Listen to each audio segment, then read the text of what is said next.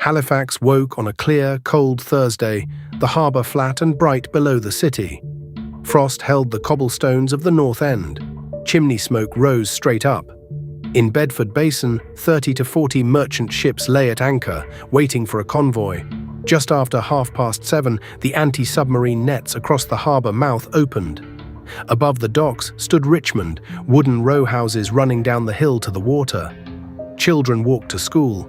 It was an ordinary morning in a city of 50,000. On the piers, longshoremen were already working cargo. Above the city, the harbour pinched into a narrow channel called the Narrows. At 9:15, two ships collided there. One of them caught fire, and thick black smoke rose over the north end. It was visible from every window in Richmond. On the Dartmouth shore, people came down to the water to watch. Nobody ashore knew what the burning ship was carrying. In the streets, people stopped where they stood and turned toward the harbour. In North End classrooms, children were moved to the harbour-facing windows to watch. For 20 minutes, a city stood at its windows and watched a ship burn. Halifax in 1917 was a convoy port. 30 to 40 ships lay in the harbour. All of it had to pass through the Narrows. The Mont-Blanc was French and slow. 7.5 knots at best. She had loaded at New York. Picric acid in the forward hold, the filler in Allied shells, guncotton amidships, TNT aft, nearly 3,000 tons in all. There was no room left below. 494 barrels of benzol were lashed on deck. The cargo in the holds needed great heat to ignite. The benzol needed a spark. The IMO was Norwegian, chartered by the Belgian Relief Commission. Her hull read Belgian Relief, in letters meant for submarines. She was carrying nothing. She was running empty to New York to load food for Belgium. She should have gone the night before. Her coal came late, and the submarine nets closed.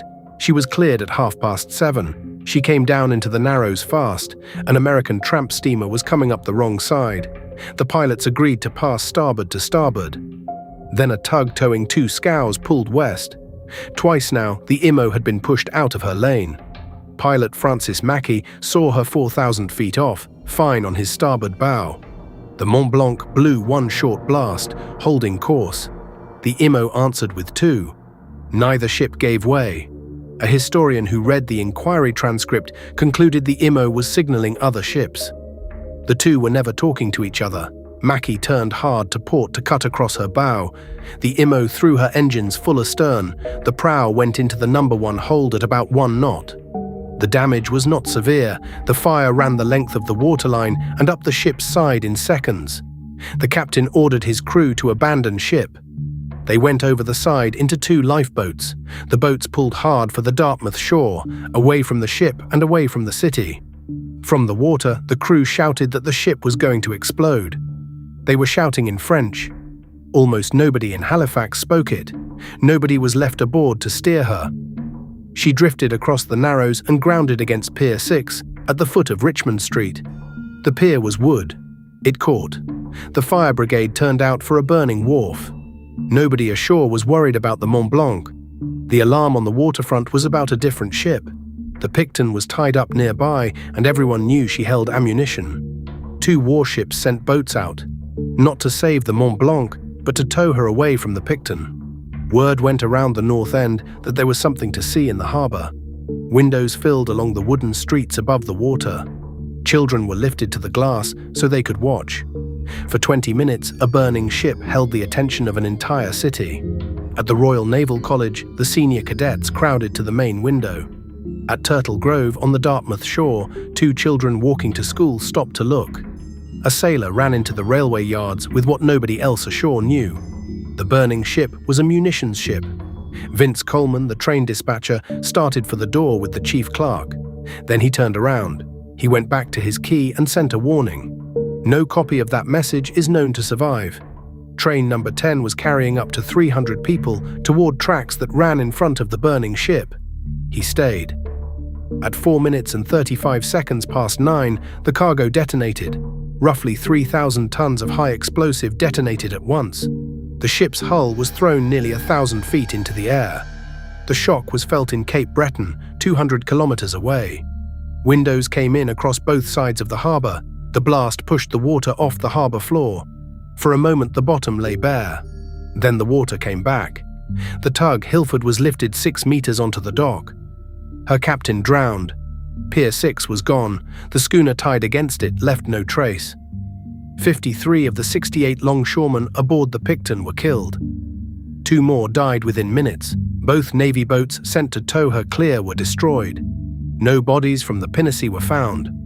On the Imo, almost everyone above deck was killed. Most of those below survived. Mont-Blanc's crew came through it.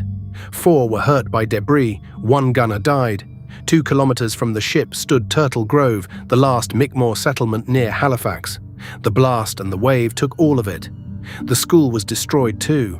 9 bodies were recovered. The remembrance book lists 16. Mi'kmaq oral history says 29. Other accounts say more than 30. The settlement destroyed most completely was the one whose dead were counted least carefully. Richmond was built of wood. 1,630 homes were destroyed. 325 acres were flattened. About 1,600 people died instantly. 1,800 names are known. Nobody believes that is all of them. The North End's harbour-facing windows had been crowded. Everyone had been looking straight at the fire. The panes did not fall outward. They came inward, into the rooms, into the people at the glass. The senior cadets of the Royal Naval College of Canada had gathered at the main window to watch. It shattered over them. Several were badly cut. Others lost enough sight that their naval careers ended. Eric Davidson was 3, playing with a toy train by a living room window. The glass blinded him. 12 eye surgeons treated 592 people. They removed 249 eyes. 16 people lost both. By the following June, 40 were completely blind. 48 of the injured were children. 8 never saw again, aged 6 to 14. It was the largest mass blinding in Canadian history. The Canadian National Institute for the Blind was founded in 1918. 1,630 houses were gone. 12,000 more were damaged. Rescue began at once, by hand, in what was left of the houses. The largest group among the dead had been at home, indoors, at 9 that morning. 6,000 people had no home to return to. 90 doctors were in Halifax and Dartmouth that morning. 9,000 people were injured. Hospitals were improvised in the YMCA, a ladies' college, a tennis club, and in ships in the harbour. That night it began to snow. By the morning of the 7th, it had not stopped. 16 inches of wet snow fell on the ruins. Telegraph lines came down. The snow buried people still trapped under the wreckage. Rescue became a race against the cold.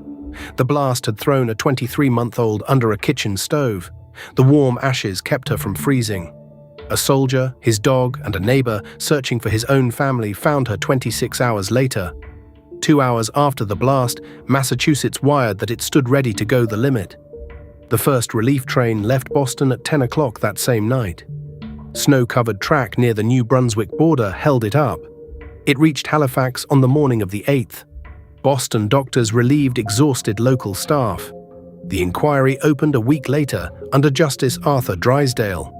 The captain, the pilot, and the Navy's examining officer were charged. Every case collapsed. One trial lasted less than a day. In 1920, London ruled the 2 ships equally at fault. Both should have stopped. No one was ever convicted. The inquiry was concerned with one question: who was responsible for the collision? 3 questions were never put. The first, why one ship was loaded with that cargo at all.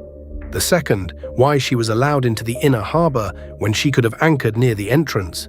The third, why other traffic was moving in the Narrows while she passed through. Nobody asked. In 1918, Halifax sent Boston a Christmas tree.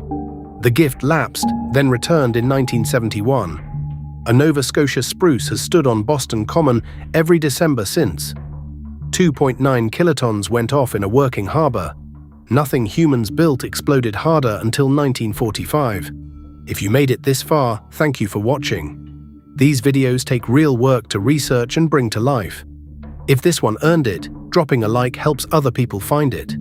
And if you'd like to see more, consider subscribing.